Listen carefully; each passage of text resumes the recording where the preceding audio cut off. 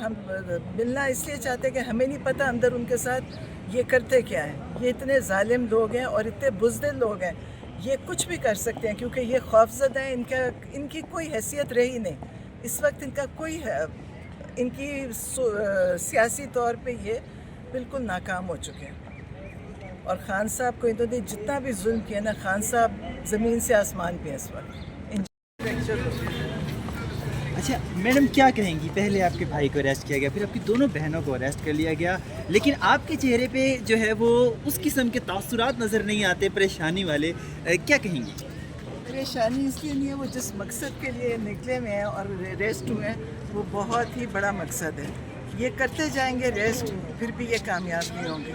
اور آپ دیکھنا آگے کیا ہوتا ہے. اچھا یہ بتائیے گا کہ آپ کی بہنیں بھی گرفتار ہو گئی ہیں اور اس سے پہلے آپ کے بھائی بھی گرفتار تھے، لیکن انہوں نے لانگ مارچ کا کہا اور انہوں نے کہا کہ احتجاج جاری رہے گا، اور پھر اس کے بعد یہ ختم ہو گیا. علی امین گنڈا پور کی جو تقریر ہے اور ان کے جو اقدامات ہیں ان پہ کیا کہیں گے آپ؟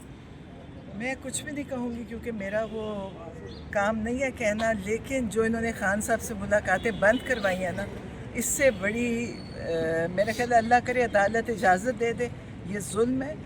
ابھی پریشانی یہ ہے کہ ان سے نہ کوئی رابطہ نہ بات کرنے دے رہے ہیں. اب یہ جو مرضی کہتے رہیں، یہ بیچ میں پارٹی کے اندر فساد ڈالنا چاہتے ہیں، اور اس میں یہ علی امین گنڈا پور مجھے نہیں پتہ علی امین گنڈا پور کا کیا ہے، کیونکہ ہم سیاسی معاملات پہ کوئی دخل نہیں ہمارا. لیکن یہ جان بوجھ کے اس کو کر رہے ہیں، اور انہوں نے خان صاحب سے سب کی ملاقاتیں بند کروا دیا. کوئی آپ اقدامات کریں، عدالت میں جانے کی کوشش کریں؟ یہ اس کے خلاف جو ملاقاتیں بند کی ہیں. عدالت میں جائیں گے. آج ہماری فیملی کی ملاقات کا دے دیں، اور اس میں انہوں نے بند کیا ہوا ہے. اور